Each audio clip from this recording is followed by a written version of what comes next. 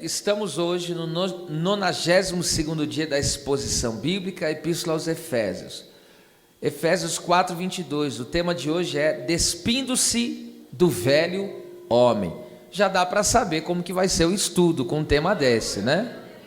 Vamos lá, Efésios 4:22, diz assim: que quanto ao trato ou modo de viver passado, vos despojeis do velho homem, que se corrompe pelas concupiscências ou desejos do engano. Pode se assentar, glorificando Jesus.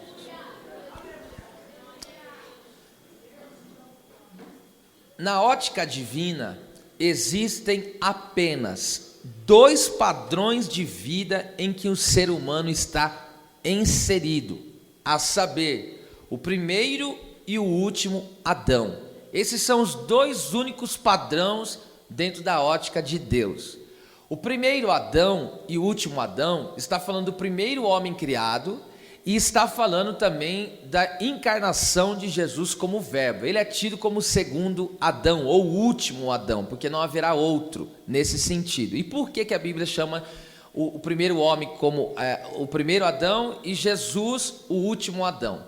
Porque só Adão, o primeiro homem, nasceu diretamente da mão de Deus. Deus colocou a mão e fez esse homem, tá certo? Foi o único que nasceu assim, dessa maneira.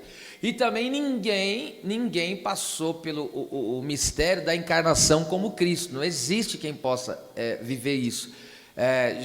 Geralmente as pessoas nascem do quê? Um homem, uma mulher se relaciona através da fecundação, nasce. Mas Jesus, ele encarnou, Deus que se fez homem, né? Tomou a forma humana, por uma obra do Espírito Santo, sem auxílio humano, né? Jesus então foi encarnado no ventre de Maria. Então ninguém vai nascer como eles, tá? Ninguém.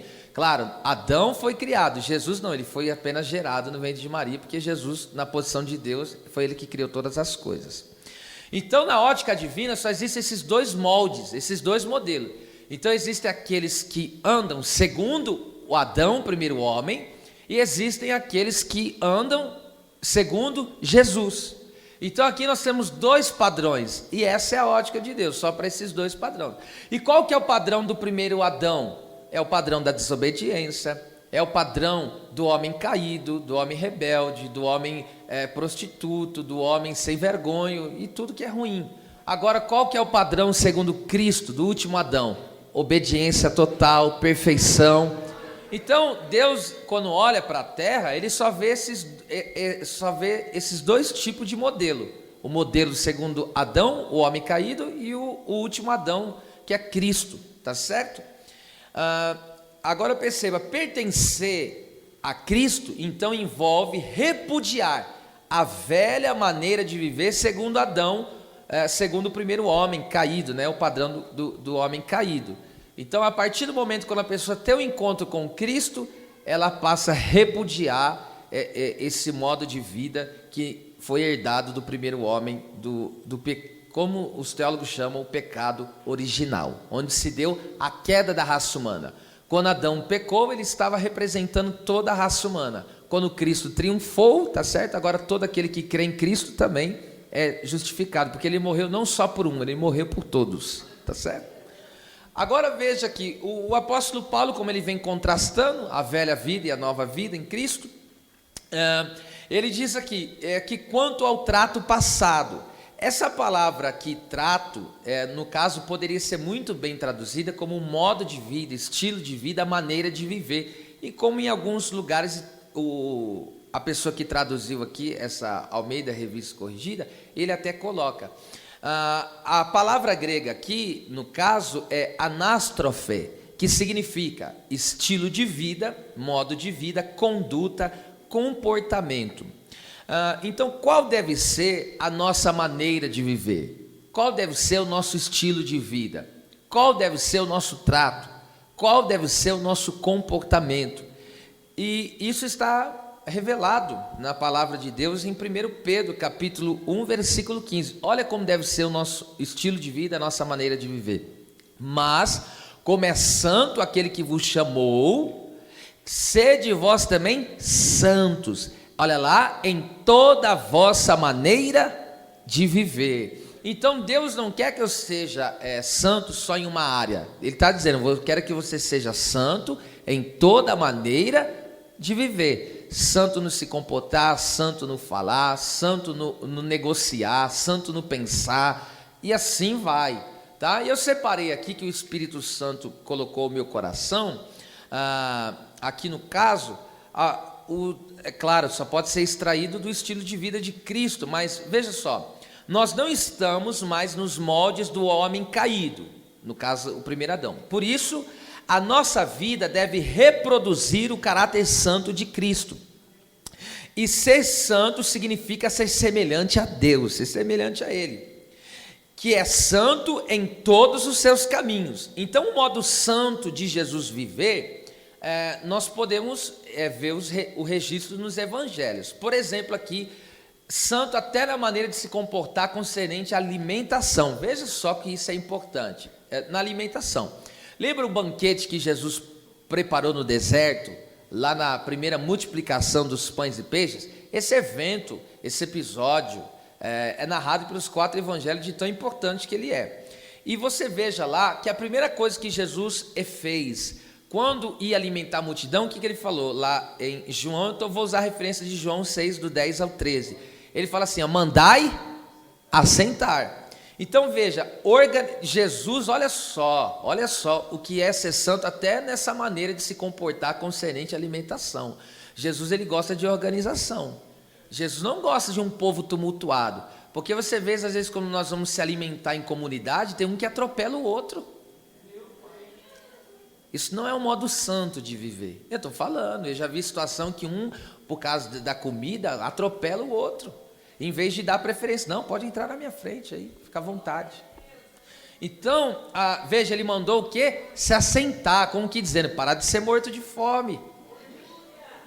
Se assenta aí que a comida vai chegar para você também. Porque tem gente que está com o zóio tão grande, que ele está com medo, ele pega na frente e fala, senão vai faltar. Irmão, isso tem que ser tratado. Isso não é brincadeira que eu estou falando, isso aqui é coisa séria, gente. Olha só que coisa importante. Olha ainda, então tem que ser organizado para se alimentar. Não pode ser um tumulto, um atropelo. Jesus falou, se assenta, vai ter comida para todo mundo. Na mesa do Senhor nunca falta comida. Não importa quem senta na frente, quem senta por último. Irmão, todo mundo comeu. Porque no meio de pessoas santas, a pessoa ela vai se servir, né, com postura, né, entende? Ela vai saber a medida que ela come corretamente. Ela não vai fazer aquela montanha naquele prato. Não, ela vai pôr um tanto. Se ela tiver vontade de comer de novo, o que ela vai fazer? Volta e põe de novo. Tudo debaixo de organização. Que coisa linda isso, não? Olha o que mais que ele fez. Tem muita gente que nem faz mais isso, ó. A Bíblia diz que ele pegou o pão e deu graças, agradeceu pelo alimento. Hoje em dia existem pessoas que não levantam mais nem a mão para agradecer pelo alimento que come. Há uma prática dos judeus, e Jesus era judeu, né, etnicamente falando, e Jesus ele dava graças antes e depois de comer. O judeu ele tem esse costume, né, ele até usa essa expressão, Baruch Hashem, bendito seja o nome. E eles fazem isso antes de comer e depois de comer, que estão saciados, agradecem a Deus. Olha só que mais, Jesus, o texto diz, ó, repartiu igualmente, né, no meio de toda aquela multidão, Jesus repartiu o alimento igualmente para todos. Ou seja, ele pensou em todas as pessoas que tinham para comer.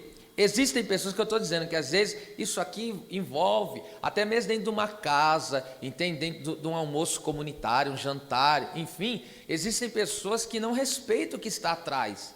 Ele pega, vamos supor, tem lá a mistura, ele pega 4, 5 misturas e às vezes falta para quem está atrás dele. Não, irmão, isso olha, é uma falta de vida santa isso aí, viu?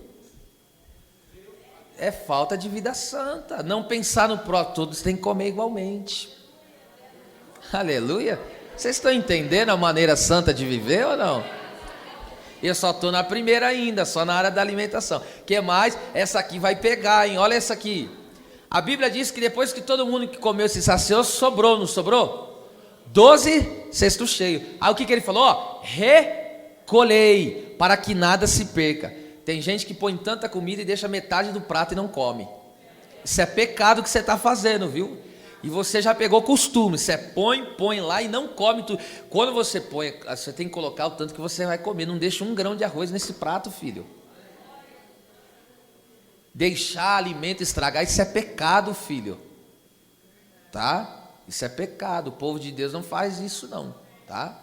Então, você tem que pôr no prato aquilo que você vai comer. E outra, sempre fazer de acordo com aquilo que você come. Porque existem pessoas que jogam muita comida fora, desperdiça.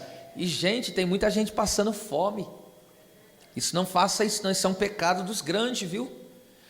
O que mais? Baixou glória aí, hein? Estava tão animado no sobrenatural agora, irmão. Mas, vamos lá. Outra coisa que modo santo de viver. Escute primeiro e depois tire conclusão. Lá em Apocalipse 1,13, João descreve Jesus indo no meio da igreja. Jesus se manifestando no meio da igreja. E sabe como que João viu Jesus vestido? O texto diz lá assim, ó, 1,13, vestido até os pés de uma veste comprida. O que isso significa? Modo santo de se vestir. Não haver sensualidade e carnalidade. Muitos confundem, né? Se uma pessoa colocar uma roupa até o pé, não mostrar nem a unha da mão, não, existe pessoa que pode cobrir o corpo inteiro, mas ser sensual. A sensualidade está muito no coração, meu irmão. Se uma pessoa não tratar o coração, ele nunca vai conseguir esconder a sensualidade que está nele. Entende? Não adianta, o conteúdo é o conteúdo. Então Jesus, ele olha para se revelar para a sua igreja, para visitar a sua igreja, para se manifestar no meio do seu povo, ele vem bem trajado. Que coisa, não? Que Deus nos ajude nisso, amém? Que não haja em nós sensualidade e nem carnalidade, que possamos nos vestir para louvor da glória do nosso Deus. Outra coisa, olha lá, isso aqui também é forte, ó. Lá em Marcos 4, 14, 26, fala do repertório musical de Cristo. Você sabia que Jesus tinha um repertório musical? O texto diz que ele, antes de enfrentar um grande desafio da vida dele, que era a cruz, o que ele fez? Tendo cantado um hino, ou alguns traduzem como o hino. Sabe qual que é esse hino aí? De Hilel. Era do Salmo 113 ao 100, agora esqueci, mas é do 113 em diante. Nessas datas se cantava o Salmo. Então olha o repertório musical de Jesus, louvores. Então no repertório de música de Cristo, não havia música mundana, só havia louvores ao Senhor, olha aí. Eita. Que mais? Jesus, olha só o modo santo de viver. Em Lucas 2,51 vai dizer que Jesus, ele era submisso, ele era sujeito, né, aos seus pais. Então o Senhor Jesus, ele não foi só submisso aos seus pais, mas todas as autoridades humanas e a divina, que era o próprio Pai Celestial. Onde você vê isso? Jesus, ele era sujeito aos seus pais, era obediente aos seus pais terrenos, no caso Maria e o seu padrasto José. Jesus, ele foi submisso a uma autoridade. Olha, isso é muita humildade. Ele foi submisso a João Batista, porque ali, entre aspas, João Batista era o líder dele, porque João Batista que veio, né, no cenário primeiro, preparando o caminho. E aí o que Jesus fez? Se submeteu, falou: eu vim ser batizado por você. Isso é modo santo de viver. Pessoas que honram seus pais, né? Filhos que honram seus pais, que honram as autoridades constituídas por Deus, no caso, o seu pastor, o seu líder, a pessoa que lidera você no grupo. Isso é modo santo de viver. Outra coisa, Jesus também era totalmente submisso ao Pai. Ele falou: a minha comida e a minha bebida é fazer a vontade dele. Então ele estava totalmente submisso ao Pai. Agora veja que coisa maravilhosa. Jesus também, ele era super educado. O modo de viver dele era educado. Sabe de onde que Deus me fez tirar isso aqui? Veja só, lá com a mulher samaritana. Veja como que aquela mulher tratou Jesus. Só quando você lê assim uma leitura bem lida, você vai perceber que aquela mulher foi muito rude com Jesus. Jesus chegou ali em Samaria e estava com muita sede, humanamente falando, ele estava com sede. E ele pegou e abriu um diálogo com a mulher ali e falou: você pode me dar água para beber? Qual foi a primeira coisa que aquela mulher falou? Como sendo tu judeu, pede para mim, que sou mulher samaritana, de beber. Ela foi rude com ele, foi bruta com ele, porque judeus, ela foi mal educada com ele. Judeus e gentios não se falavam. Ela está dizendo: o que você está falando comigo aí? Ela está querendo dizer isso. Aí Jesus pegou e foi educado, falou: olha, se você soubesse quem fala com você, eu te daria água viva. Aí ela foi rude de novo: mas cadê? Você nem balde tem para pegar água? Olha, quer ver como que ela era mal educada? Ela pegou e aí vamos lá, ela pegou e diz ainda assim: és tu maior do que o nosso pai Jacó? Rebaixou Jesus ainda, irmão, sendo ele que ele era, o dono da vida, criador dos céus e da terra. É forte ou não é isso aqui? Então a mulher foi mal-humorada, desconfiada e ainda rebaixou o Senhor, mas ele, com toda educação, ganhou ela com educação. Veja só, Jesus ganhou ela com educação. Ela foi, tratando ele mal, foi tratando ele de forma rude, e ele foi educadamente tratando ele. Sabe por quê? Porque na educação há espiritualidade. Toda pessoa espiritual, ela é educada, tá? Quando você vê pessoas que são mal educadas, você pode ver que essa pessoa não é espiritual. As pessoas mal educadas não têm espiritualidade, precisa ser consertado isso. Esse modo santo de viver, ela precisa alcançar, mas Deus nos dá essa graça, tá? Educação, tem muita espiritualidade nisso, tá? Eu consigo ver a espiritualidade na educação de uma pessoa. Uma vez eu fui cobrar no bom sentido uma ovelha, para você ver. Eu fui aqui cobrar no bom sentido, porque ela estava muito distante, não estava conseguindo vir, e sempre acontecia isso. E essa pessoa nunca foi rude comigo, mas aquele dia que eu mandei a mensagem, falou: não sabe o que eu estou passando, mas descarregou um caminhão em cima. E eu peguei, sabe o que eu disse? Escute, a educação. Eu peguei e disse assim: olha, eu vou desconsiderar isso que você está falando, porque você não está bem. O que está acontecendo com você? Aí ele pegou e retornou para mim: pastor, me perdoa. Na hora, me perdoa, é porque estou passando por isso, por aquilo outro. Na educação ganhei ele. E agora, se eu pego, estou dando um exemplo aqui que o Espírito me orientou, e já pensou se eu pego e descarrego também em cima dele? Então que Deus derrame essa espiritualidade da educação na nossa vida. Quando você vê que tem alguém estressado, sempre diga isso: está tudo bem com você? Pronto. Pergunte: está tudo bem com você? Pode ser, às vezes você vai pedir alguma coisa, o pessoal: o que foi? Aconteceu alguma coisa? Às vezes você vai num lugar comprar alguma coisa, a pessoa está descabelada, mas seja espiritual. Amém? Veja que coisa linda, né? Então esse é o nosso trato, esse é o nosso modo de viver. Agora veja só, o trato passado, ele está dizendo passado. A palavra passado aqui, a palavra grega é próteram, que significa anteriormente. Qual era o nosso estado anterior? Qual era? A base de João 9,8, eu vou tirar aqui algumas lições, só a base desse texto. Olha qual era o nosso modo de viver anterior. Veja só, anterior a Cristo, tá? Então, os vizinhos e aqueles que dantes aqui é a mesma palavra que Paulo usa para passado, tá? Próteram, é a mesma palavra.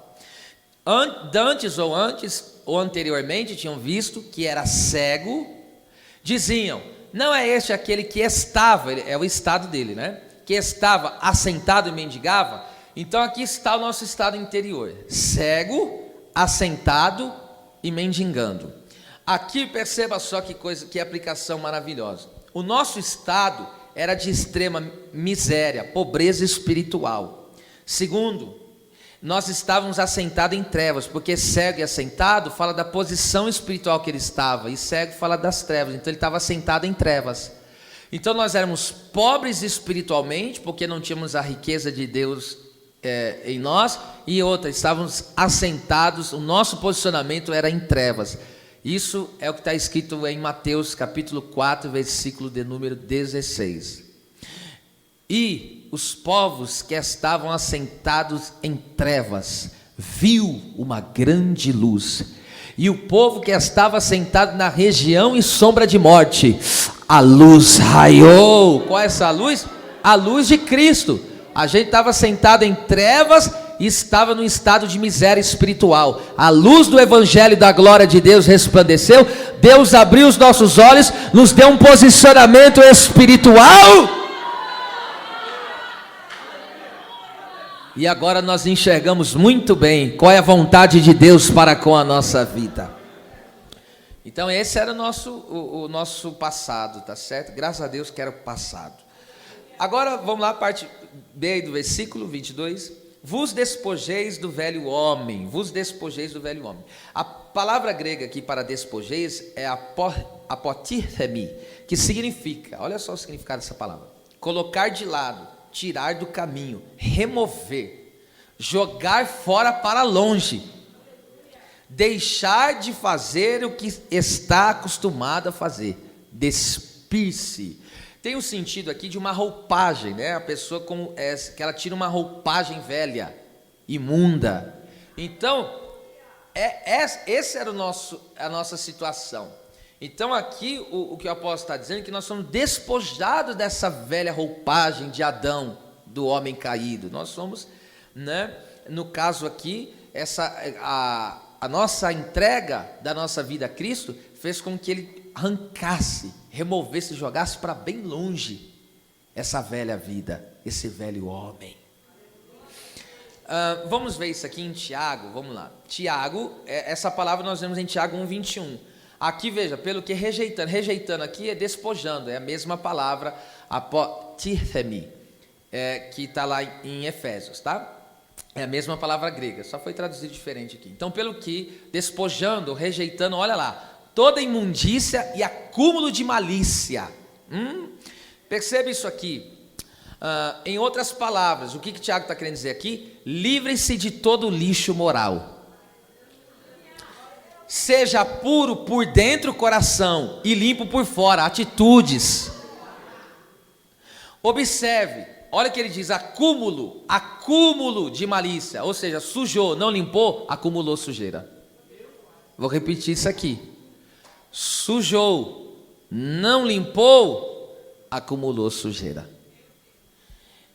Pastor, a sujeira pode acontecer na vida daquele que nasceu de novo, por isso que Jesus mandou lavar os pés. O corpo já estava lavado, porque eles já tinham sido limpos pela palavra, mas perceba, agora, aquele que teve a oportunidade, porque tem muitos que vieram do trabalho, mas eu estou falando espiritualmente, pessoa que tomou um banho antes de vir para o culto, conseguiu, está limpo, mas você não vai ter que usar água daqui a pouco para lavar sua mão antes de comer? Por quê? Porque sua mão está o quê? Está suja, você tocou em algum objeto, já sujou. Então nós aqui nessa terra, nós temos contato ainda com esse mundo, tá certo? E aí são tantas coisas que acontecem, a gente ouve pessoas mal intencionadas, e o que a gente faz? A gente vai ouvindo e já descarta logo. A gente não se sujou, mas ficou uma poeirinha aqui, ó. E aí o que eu faço? Limpo. Tá? Porque se eu não limpar aquela sujeira, você sabe que onde tem sujeira no corpo e você não limpa, vira infecção. Agora veja isso aqui, como se despide de toda a sujeira. Então como que fazer esse despojamento, né? Remover esse velho homem? O próprio texto responde: recebei com mansidão a palavra em vós enxertada, a qual pode salvar a vossa alma. Então a palavra receber aí no caso, poderia ser até traduzida assim, né? Trata-se de alguém que acolhe a palavra, acolhei, né? Trata-se de alguém que acolhe a palavra e é inclinado à aprendizagem. Perceba, inclinado à aprendizagem. De não ser orgulhoso, soberbo para aprender. Toda pessoa que não gosta de aprender a palavra é porque é arrogante, soberbo e está com um acúmulo de sujeira na vida. Escute, ele fala que a palavra aqui é enxertada. Olha que coisa linda. Por que a palavra é enxertada? A palavra se tornou parte de sua natureza. Irmão, o que é enxerto? É quando você pega aqui poderia ser também implantado. Perceba, é quando você pega uma parte, vamos supor, a pessoa faz um implante, ela está com um problema no coração, ela tira o coração dela e coloca outro coração. Esse coração se tornou o que com ela? Um só. Tem como separar a pessoa desse coração que foi implantado nela? Tem como? Se tirar o coração, ela morre. E é assim que acontece conosco na palavra. A palavra é implantada em nós. A palavra é enxertada em nós. E ela se tornou parte da nossa vida. Se tirar a palavra de nós, morreu. Pegou aí o mistério? Então a única maneira de sair dessa sujeira é se tornando um com a palavra de Deus, ora essa. Agora você consegue entender por que as pessoas rejeitam o ensino da palavra, rejeitam muitas vezes a palavra? Porque querem continuar na sujeira, querem continuar porquinho espiritualmente falando. Agora a palavra, a qual pode salvar a vossa alma, ou melhor traduzido, a palavra é poderosa para salvar a vossa alma. Olha que coisa tremenda, a palavra é poderosa para salvar a nossa alma. Olha o que a palavra faz. Através da palavra, Deus nos deu vida espiritual, porque a gente estava morto, agora a gente recebeu vida, estamos vivos, aleluia! É por isso que você tem prazer de estar no culto e dar glória a Deus e aprender a palavra. O que é isso? Tem vida espiritual. Então você recebeu vida. Segundo, o que mais que nós recebemos? A nossa alma foi salva, ou seja, a nossa alma era presa. A alma é quem nós somos, tá? Nós estávamos presos, por isso não conseguimos fazer a vontade do Senhor, mas Deus libertou a nossa alma. Olha lá, Deus salvou. Diga, eu tenho a alma liberta. Quem glorifica a Deus por ter sido liberto? Aleluia. E o que mais que a palavra faz? A palavra agora, a palavra nos ressuscita espiritualmente, liberta, nos salva a nossa alma e limpa o nosso corpo. É o que a palavra de Deus faz na nossa vida, tá certo? Como não amar essa palavra? Como não amar a palavra de Deus? Aí o texto diz, despojando-vos do velho homem. A palavra velho aí, a palavra grega é palaios, que significa antigo, velho ser. Em Cristo, o que aconteceu com o velho homem é visto em Romanos 6,6. Olha o que aconteceu com o velho homem, Romanos 6,6. Sabendo isto, que o nosso velho homem, primeiro, foi com ele crucificado, para que o corpo do pecado, repete isso aí, corpo do pecado, seja desfeito. Desfeito poderia ser traduzido melhor como destruído, a fim de que não sirvamos ou sejamos escravos mais do pecado, ou ao pecado. Agora veja isso aqui, olha o que acontece conosco em Cristo Jesus. Quando a nossa alma é salva pela palavra, o nosso velho homem é crucificado. Então vamos lá, a gente estava vivendo em Adão, no homem do pecado. Aí veio Cristo e fez o quê? Recebe a minha palavra. Oh glória! Aí veio Cristo, recebe a minha palavra. Quando o Espírito Santo aplica a palavra aos nossos corações, o que acontece com a nossa alma? Ela é liberta. E aí nós ressuscitamos espiritualmente. Então agora eu tenho vida espiritual, tá certo? Ou seja, inclinado às coisas de Deus. É por isso que você deseja, volta a dizer, louvar a Deus, orar. Por que a pessoa não sente vontade de orar, louvar, de ler a palavra? Porque está morto espiritualmente. A morte espiritual... Perceba, quando que uma pessoa não tem fome? Vamos lá, agora você vai entender. Qual é o momento que a pessoa não tem fome? Está doente ou está morto? A pessoa ficou doente e está morta, ela tem fome? Agora entende por que tem gente que não gosta de ler a Bíblia? Entende porque tem pessoas que não gostam de cultuar? Para ele vir cultuar é uma amarração. Porque ou ele está morto ou já está na UTI espiritual. Todo aquele que tem vivo tem fome. Todo aquele que está vivo tem fome. Vou falar de novo. Todo aquele que está vivo tem fome. Quem já fez alguma refeição hoje, diga amém. Mas você está com fome ainda? Você está vivo? Aleluia. Aleluia. Eu vou dizer de novo, quem está vivo tem fome.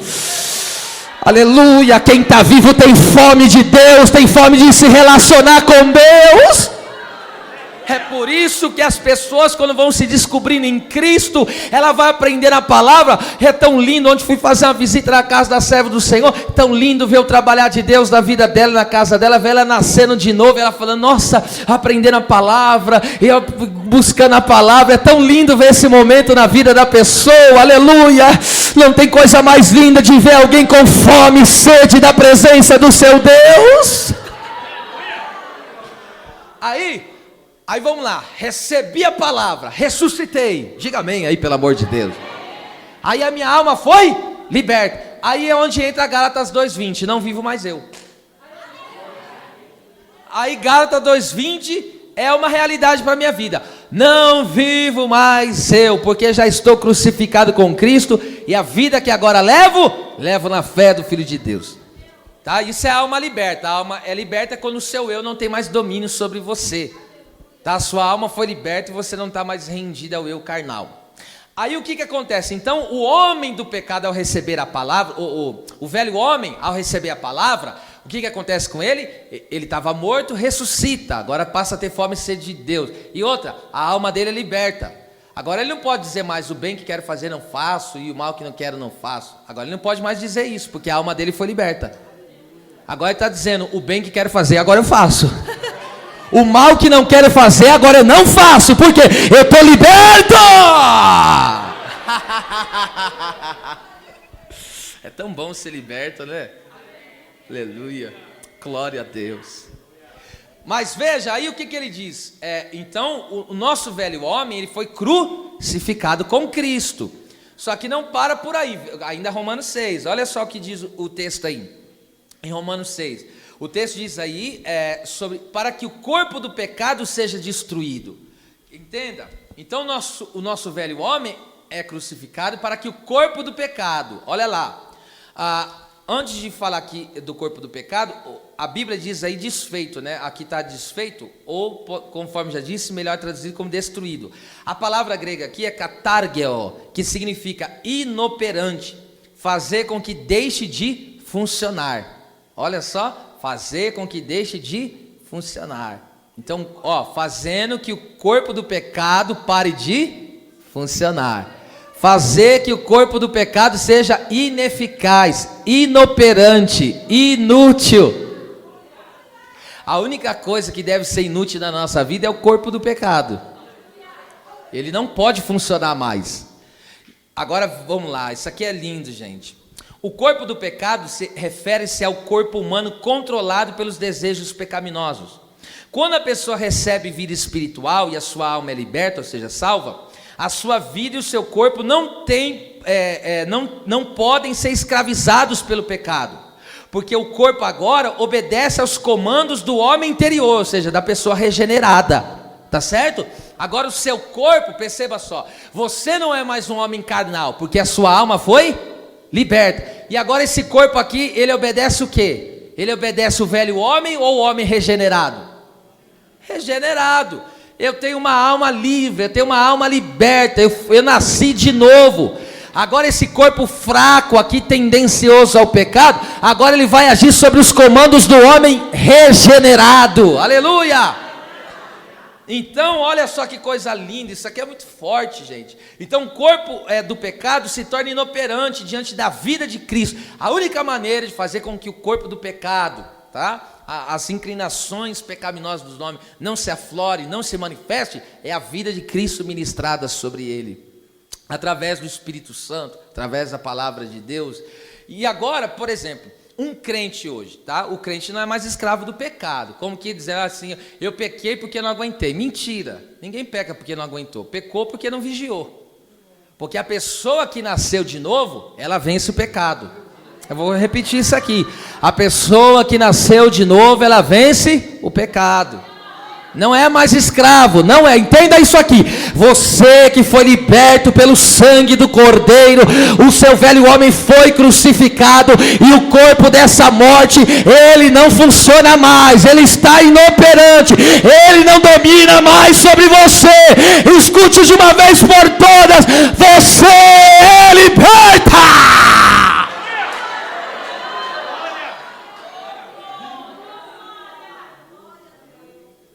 Aí o que o inimigo inimigo faz? O corpo tem as mãos, o corpo tem os olhos. Então o inimigo coloca coisas diante de nós para tentar resgatar em nós o velho homem. Porque esse corpo do pecado ainda, ele tem fraquezas. Esse corpo aqui nosso, essa matéria tem o quê? Fraquezas. É por isso que em Romanos 8:23, o que Paulo falou? A única coisa que falta da nossa salvação: a redenção do nosso corpo. Espiritualmente já estamos ressuscitados. A nossa alma já foi salva. Nós somos salvos. Se Jesus voltar hoje, você não tem certeza da sua salvação? Se tu partir dessa terra, você não tem certeza que vai estar diante da presença dele. Você é salvo!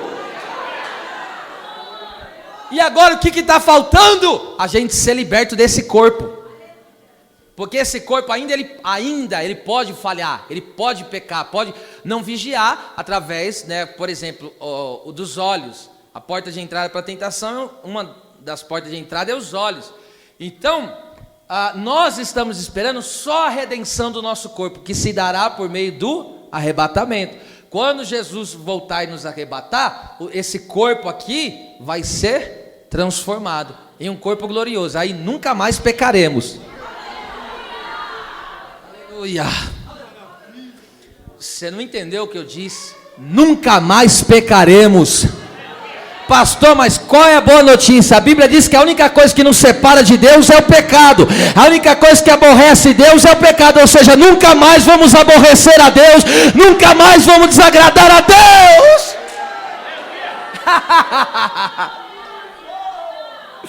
Aleluia.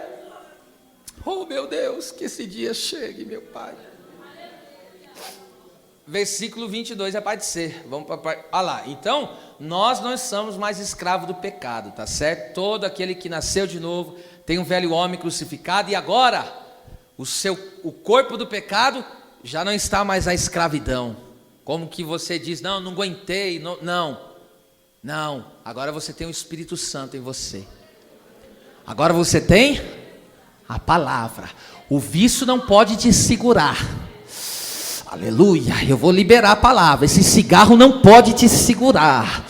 Essa vontade de tomar uma cachaçinha não pode te segurar. Essa vontade de se prostituir não pode lhe amarrar, porque você foi liberto. Diga bem forte: eu fui liberto.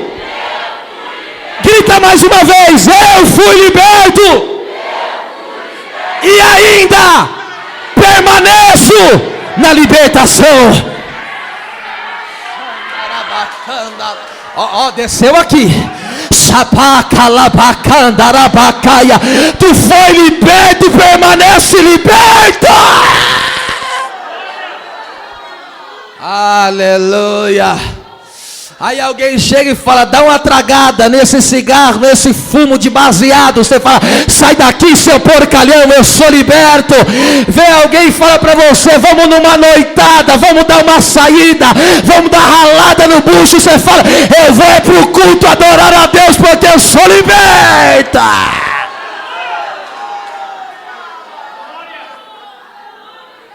Aleluia. Glória. Oh glória. Kamana canta na raçai. Eita, tem uma presença de Deus aqui. Se fosse você, aproveitava essa presença. Eu, se fosse você, glorificava a Deus por essa presença. Quem me livrará do corpo desta morte? Eu dou graças, eu dou graças, eu dou graças, eu vou ficar na graça até você reagir. Eu dou graças a Cristo. Cataraxéria. Glória a Deus. Vamos adiante.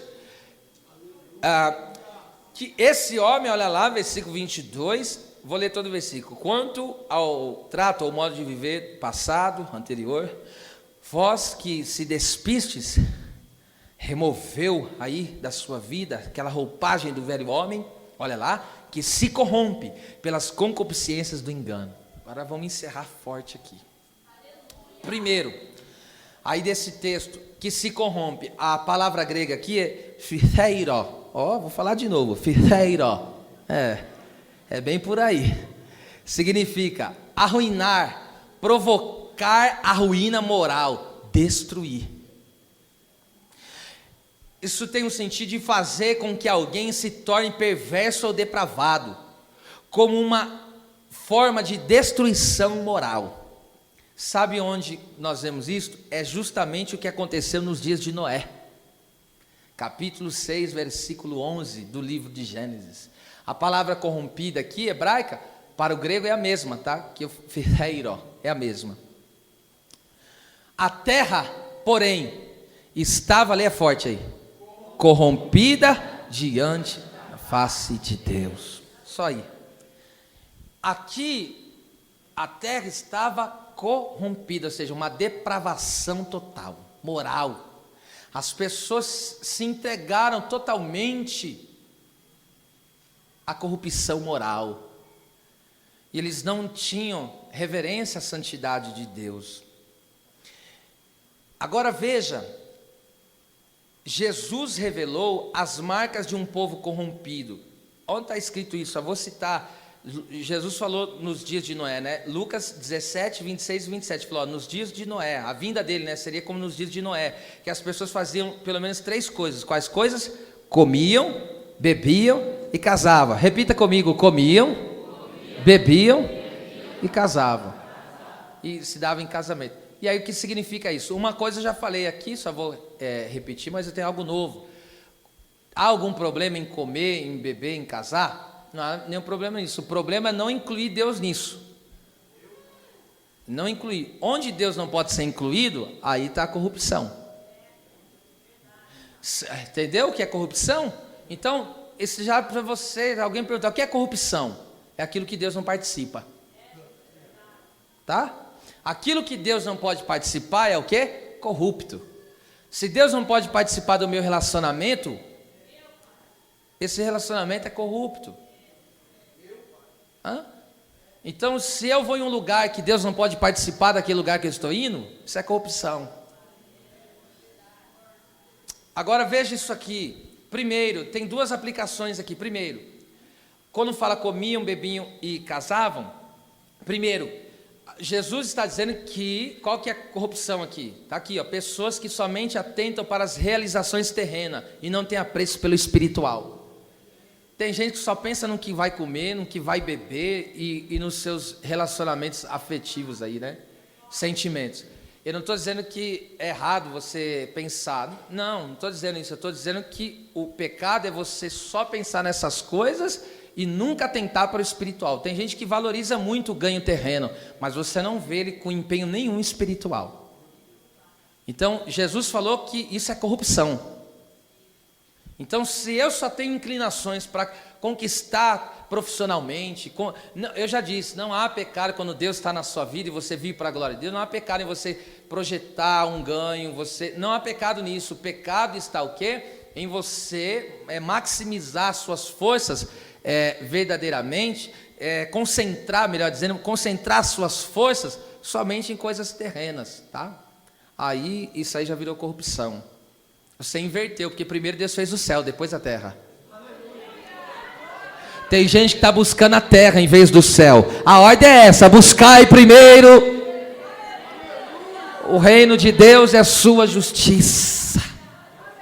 As demais coisas, deixa que Ele cuida. Ele está cuidando, viu? Aleluia. Não preocupe o seu coração, Deus está cuidando desse negócio aí, tá? Não preocupa, Deus está cuidando, Deus está usando a minha boca para dizer, não preocupe o teu coração, Ele está cuidando de você. Você fica feliz em ouvir isso da parte do Espírito Santo? Não, eu vou falar de novo, não preocupe o teu coração, porque Deus está cuidando de você. Ora, eu estou no cuidado daquele que fez os céus e a terra. Será que tem alguém que pode cuidar de nós melhor do que o nosso Deus? Não tem. Então tá no cuidar de Deus é a melhor coisa que tem. Segundo ponto de vista aqui, quando fala comiam, bebiam e davam-se em casamento, significa comiam, viver para a satisfação pessoal. Comiam fala do ventre, né? E fala da satisfação pessoal. São pessoas egocêntricas que vivem só pensando em si, nunca vive pensando em servir ao próximo. beneficiar outras pessoas, alcançar outras pessoas. Então a vinda do Senhor vai ser nesses dias assim, onde as pessoas vivem só para satisfazer sua barriguinha. Ele nunca vive para tocar em alguém, para ser instrumento na vida de alguém. Interceder por alguém, vixe, faz muito tempo. Beneficiar alguém de alguma maneira, nossa. Mas Jesus, ele mesmo falou, ó, eu não vim para ser servido, hein?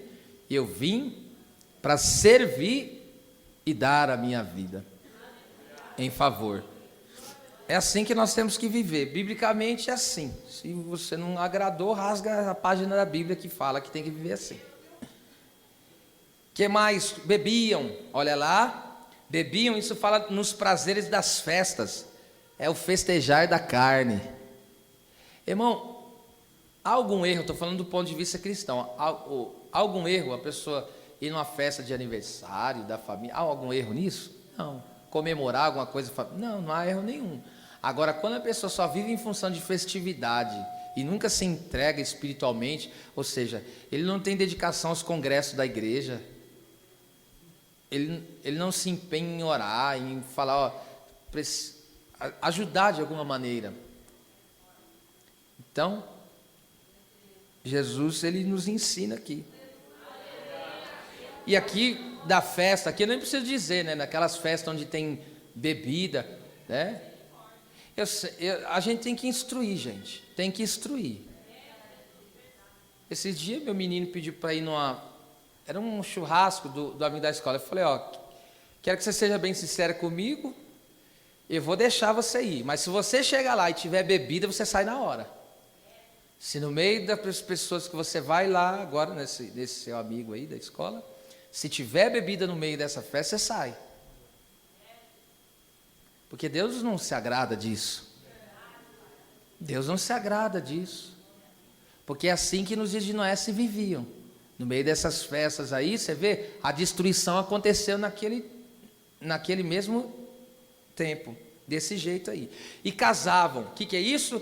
Fala nos prazeres e das conquistas sentimentais. Naquela época se fazia poligamia. O que é isso? Um homem casava com mais de uma mulher. E hoje em dia tem homens e tanto mulheres que eles parecem que gostam dessa ideia. Porque é casado e está saindo com outra pessoa. Não combina essas coisas. Esse estilo de vida é de pessoas que vão ficar na grande tribulação, que vai acontecer. Então, isso é corrupção, gente. Eu estou falando que é corrupção. Ame o teu marido, ame a tua esposa. Seja fiel um para com o outro. Não está se agradando de algo? Fale para ele, ó, vamos sentar aqui, vamos conversar, vamos melhorar isso aqui para o nosso casamento dar uma calorada. Aleluia, vai ficar quente aí, vai ser maravilha, porque foi a pessoa que Deus colocou do teu lado aí, glorifica a Deus com ela. Tá? Às vezes você está lá incomodado, porque a pessoa vai lá dormir com a camisa do político, né? A irmã coloca aquela roupa surrada e coloca aquela camisa do político. Aí o marido vai abraçar e vê aquele bicho feio lá e fala, ah, meu Deus. Fala para ela. Diga para ela, fala, ó, tira essa camisa que não está dando. Eu estou olhando para você, não estou vendo inspiração nenhuma. Ou senão, às vezes, aquele varão que, né, aquela roupa lá está quase andando sozinha, já está até, ó. Parece que foi para o tiro de guerra, tudo atravessada. Muda isso aí. Porque às vezes ele fala, já estou casado mesmo, vai de qualquer jeito. Não, não é todo dia, né, que dá tempo. Não, mas estou dizendo, não vai acostumando com essas coisas. Não é bom. Não é bom que seja assim, né? Então, tá vendo só? Deus está trabalhando aqui, amém? Deus trabalha em todo jeito aqui, irmão. É maravilhoso.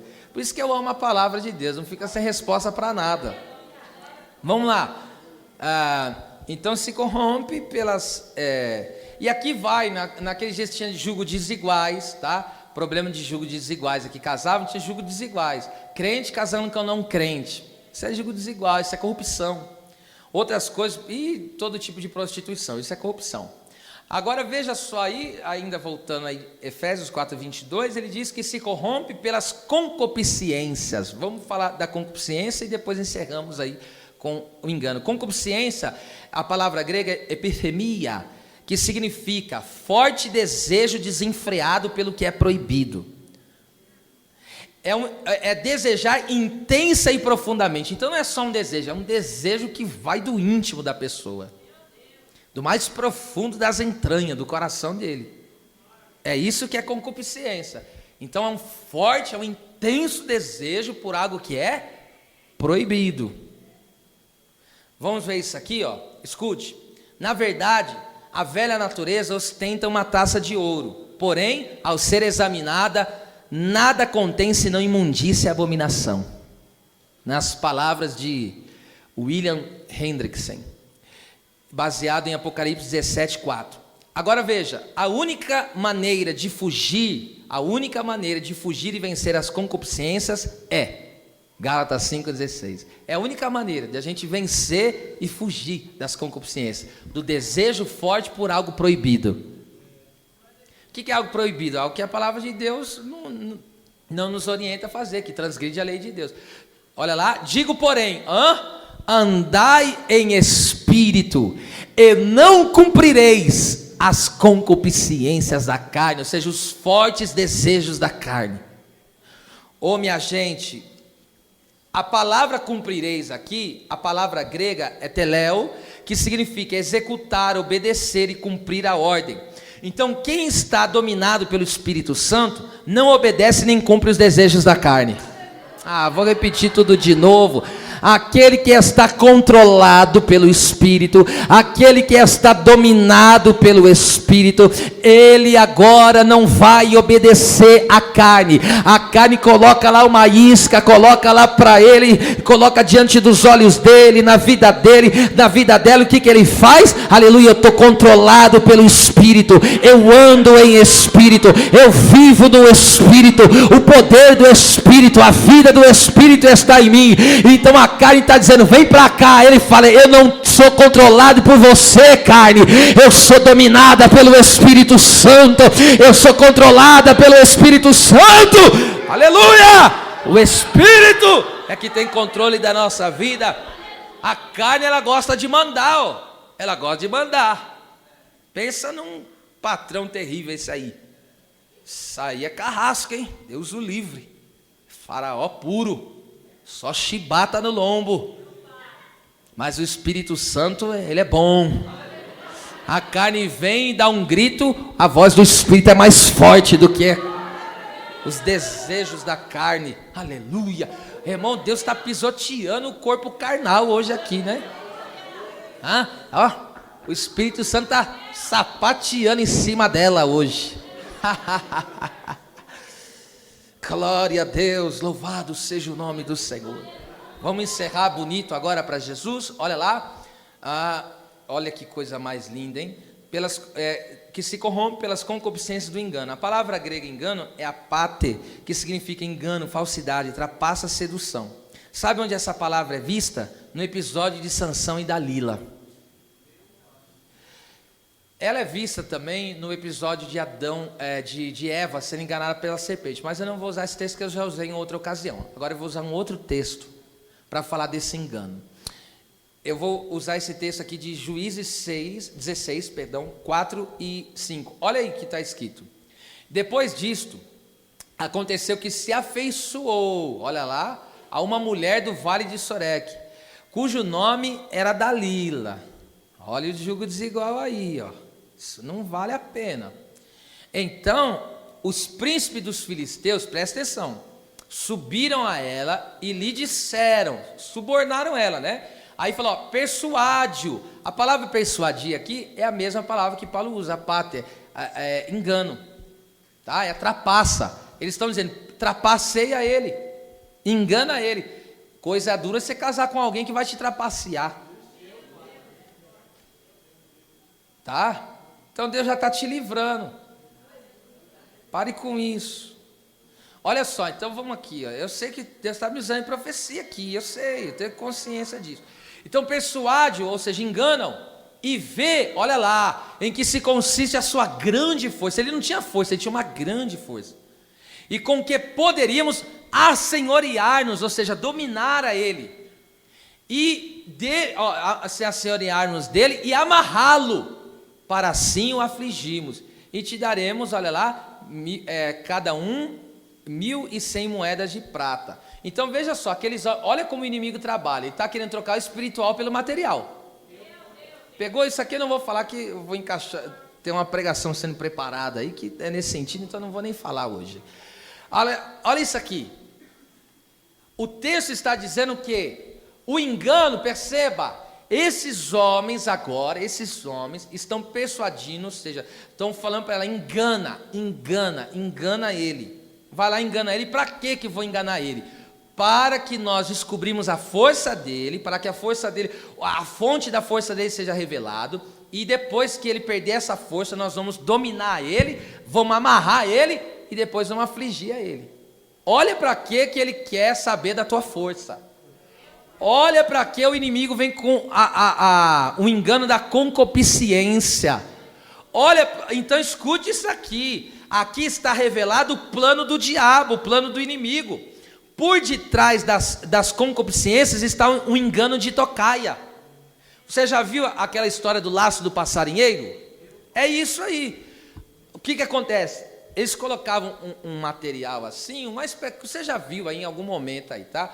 Não tem aquela caixa que eles colocam, aquele baú, aí coloca uma madeirinha em cima daquela caixa, aí coloca a coisa que a presa mais gosta. Aí quando a presa vê aquele alimento gostoso, ela estrala os olhos e vai sendo o quê? Atraída. Só que aquela concupiscência, o que está por detrás daquilo? Engano. Então quando o inimigo coloca uma concupiscência diante dos nossos olhos, o que tem lá de tocaia? E nesse engano, o que ele quer fazer? Quer descobrir aonde se consiste a nossa grande força. Você não tem força, você tem uma grande força. Por quê? O Deus que mora em você, que habita em você é o quê? É pequeno ou é grande? Se o Deus que você serve é o Deus forte, é o Deus grande, você não tem uma pequena força, coisa nenhuma. A força que está em você é grande. Seja renovado pelo amor de Deus. Há uma grande força operando em você. Aleluia! Glória a Deus! E aí o que acontece? O inimigo quer que você perca essa força. Aí ele coloca essa concupiscência atrás dessa concupiscência, esse desejo por algo proibido, tá certo? E aí ele está lá de tocaia, só com aquele engano, seduzindo, e dizendo, eu vou trazer ele, porque quando ele abocanhar aqui a concupiscência, eu descubro onde está a força dele. Porque a nossa força está na nossa vida com Deus, na nossa comunhão com Deus. Aleluia! Não abra o teu coração para as obras da carne. Não abra o teu coração para as investidas do inimigo. Para o inimigo, você endurece o teu coração. Para o inimigo, como diz a Bíblia, você resiste a ele, faz guerra contra ele. E quando ele vir com os pratos, com os manjares, fala, eu já estou saciado pela presença de Cristo. Já estou bem alimentado pela palavra de Cristo. Aleluia! Ah, meu Deus. E agora como que é terrível. Oh, meu Deus, nos livra. Como que é terrível a intenção do inimigo é enganar. Para quê? Para arrancar nossa força e o quê? Se apoderar do ser humano. Olha lá, assenhorear-se dele e amarrá-lo. É isso que o inimigo quer fazer com os homens. Quer prender os homens. Quer falar, agora eu te domino. Você está preso aí na carne e dominado por mim. Mas não, aleluia, você tem a força do grande Deus. Não abre o coração para Dalila coisa nenhuma. Não entrega o segredo para Dalila, não. Aleluia. Dalila está insistindo, mas larga dela. Fala, eu vou parar de te ouvir, eu não te ouço mais, Dalila. Você entendeu que essa Dalila, não estou falando de uma pessoa específica, Dalila é uma circunstância que o inimigo põe para a gente pecar, isso é a Dalila, a fraqueza está no pecado.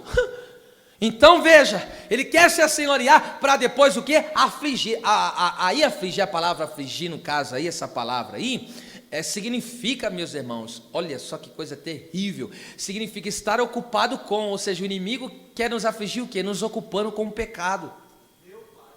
Esta é a grande aflição, o inimigo quer que nós estejamos ocupados com aquilo que é pecaminoso, não se ocupar no reino, na obra de Deus. Ele quer nos afligir a nossa alma com o quê? Nos colocando trabalhos, ou seja, ocupações naquilo que é pecaminoso. Não jogue o tempo da sua vida fora com aquilo que não edifica. Não faça isso. Encerrando. O que fazer para não cair nesse engano? Tem aqui uma resposta. O que fazer para não cair nesse engano da concupiscência? O que fazer? A resposta está em Hebreus 3,13. Olha que linda a resposta. Antes. Espera lá, antes é o que vem primeiro. Então tá certo? Antes de cair no engano, ó, para não cair no engano, vem um antes. O que tem que vir antes? Vem isso aqui, ó. Antes. Exortai-vos uns aos outros. Quantos dias? Todos os dias. Durante o tempo que se chama? Qual que é o tempo de Deus para a minha vida? Quando chegar amanhã? Quando chegar depois? Deus sempre fala hoje. Aquele que tem ouvidos, ouça hoje o que o Espírito Santo diz. Isso é uma chave na minha vida, Beto. É uma chave. Deus me fez entender. Deus abriu essa revelação e eu tenho compartilhado já com vocês. Deus tem me ensinado a entender que o dia não é um dia. É o dia. Não existe um dia. Perceba, desde quando Deus criou, escuta, isso aqui vai mudar a sua mentalidade. Desde quando Deus criou o ser humano, começou a contagem. Deus criou o ser humano, tá certo? Porque Deus é atemporal, Deus não conta tempo, Ele está na eternidade, Ele é eterno, tá? Então não conta tempo, a eternidade não tem tempo. O que é tempo? Tempo é aquilo que eu não tenho que esperar, agora são 9 horas. Eu tenho que esperar chegar a 9h30, não tem como, se eu quiser ir para 9h30 eu consigo ir? Eu estou preso no tempo. Então eu estou preso no quê? Nos milésimos, nos segundos, nos minutos, nas horas, nos dias, nas semanas, nos anos. Eu estou preso a isso, tá? Eu não tenho como adiantar o tempo e nem tenho como voltar no tempo. Agora escute, desde que Deus criou Adão e o tempo começou a ser contado, nunca houve um dia igual. Nunca existiu um dia igual. Pode ser a segunda-feira, hoje é quinta-feira, não é? Mas é quinta-feira do ano de 2022, do mês de outubro, tá certo? Esse dia nunca mais vai voltar. Nunca tenha o dia como, mais um dia, não existe.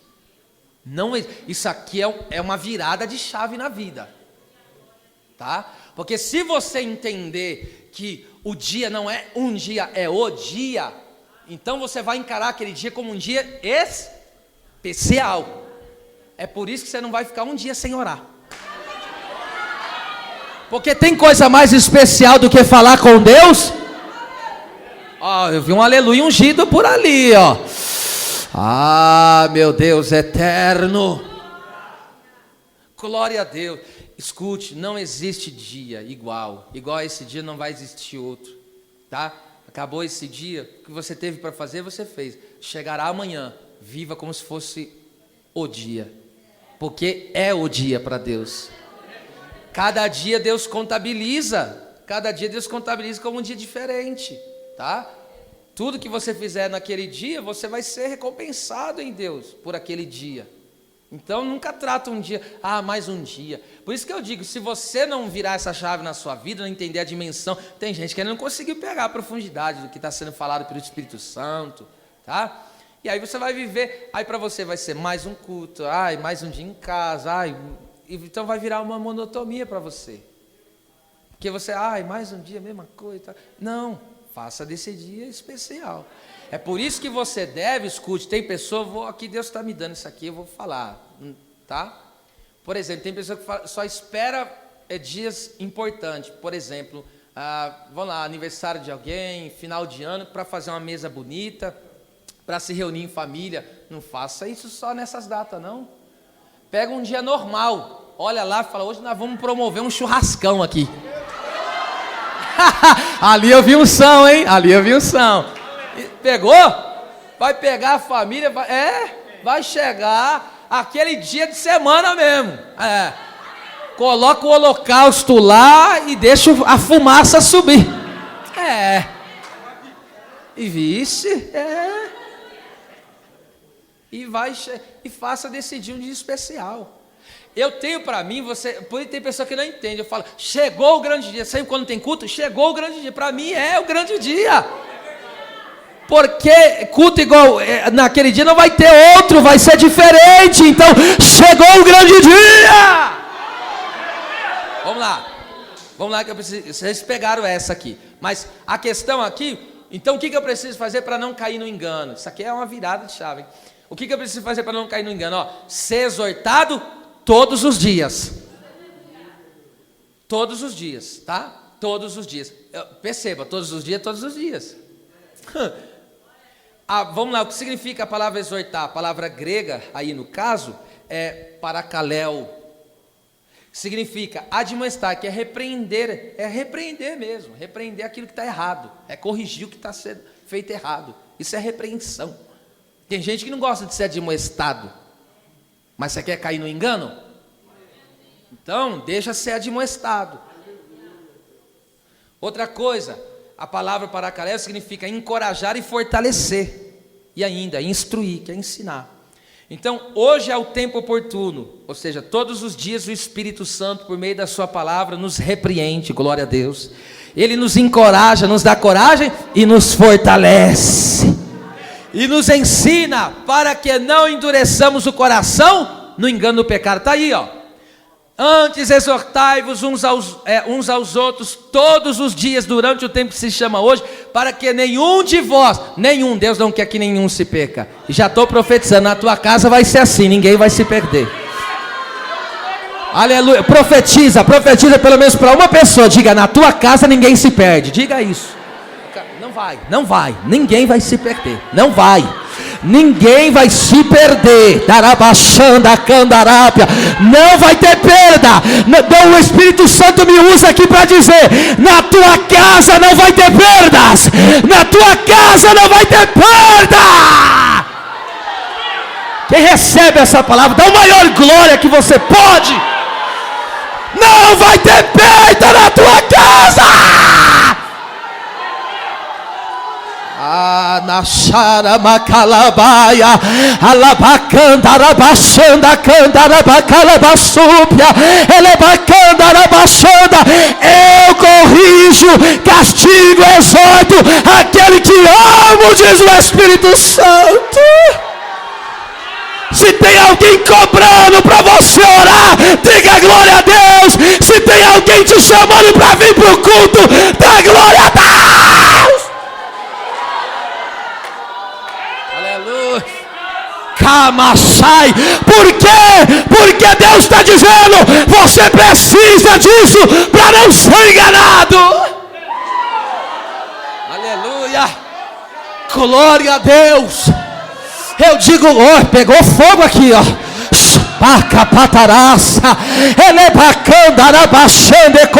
seja o encorajador do teu irmão. Todos os dias encoraja ele.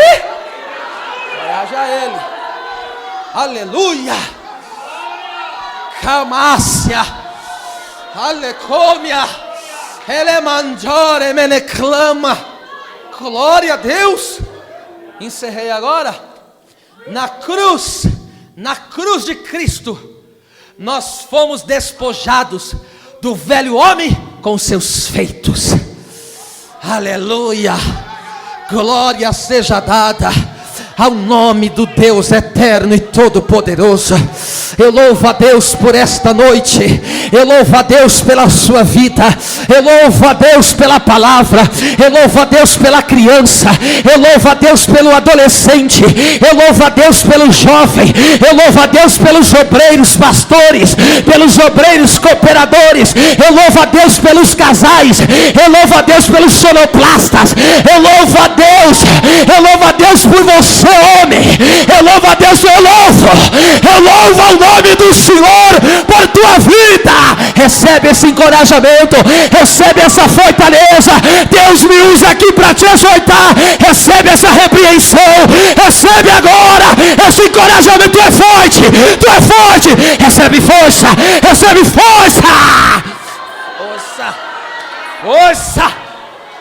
força. Aleluia. Oh meu Deus, Deus tomou aqui esse lugar aqui. Aleluia. Há uma presença, desfrute da presença de Deus. E esse culto não vai voltar. Entrega hoje, entrega sem reserva, entrega tudo no altar, entrega tudo. E amanhã é outra história, amanhã é outro dia, amanhã é outra aurora. Quem vai dar o melhor para Deus hoje? Alabacanda, arabaxanda. O trabalhar de Deus para nós é hoje. Receba hoje, receba a cura hoje, receba a vitória hoje, receba a provisão para hoje. É hoje. Oh meu Deus, eu preciso receber hoje. Por que, pastor, se tu não deres glória, eu vou no teu cangote? Olha só, por que eu tenho que receber hoje? Porque se eu deixar o maná de hoje para amanhã, ele pega bicho. Coma desse maná hoje, coma desse maná hoje. Ah, meu Deus, coma desse maná. Coma desse maná hoje. Aleluia. Compartilhe a presença de Deus com a pessoa que está do teu lado. Põe a mãozinha no ombro dele e começa a liberar uma palavra de poder na vida do teu irmão aí agora. Libera uma palavra de poder. Eu estou recebendo aqui, pastor.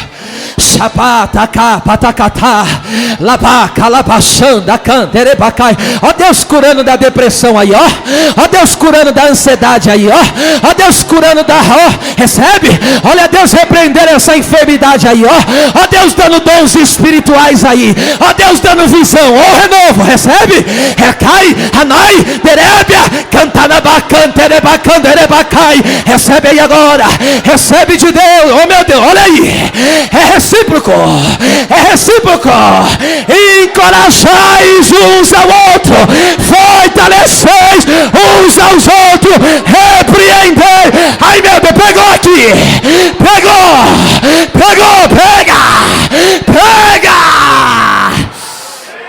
Aparacitara conaraia.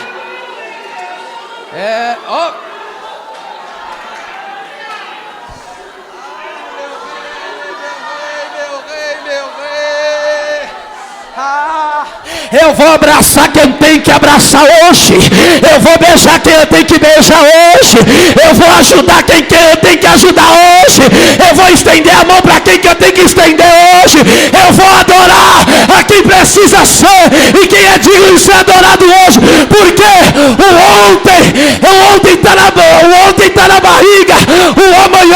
O meu ontem está morto. O amanhã está na barriga. Sobrou para mim hoje.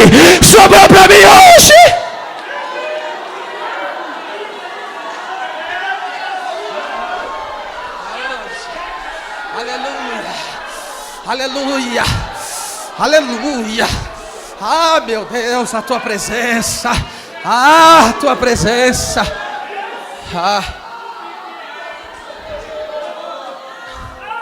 Em nome de Jesus.